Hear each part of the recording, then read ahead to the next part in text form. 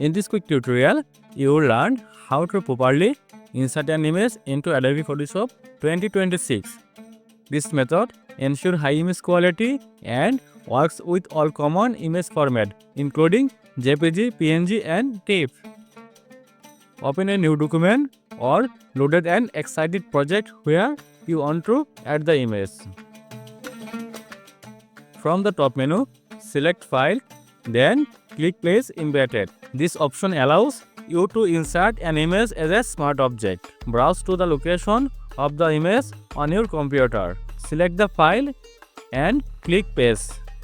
This image will appear on the canvas with transform control enable. Use the corner handle to resize the image as required.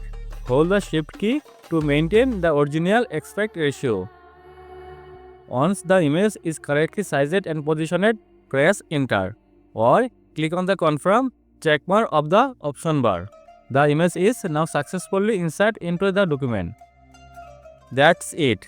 If you enjoyed this video, please subscribe to our Graphics Solution Tricks channel and click on the bell icon for more updates.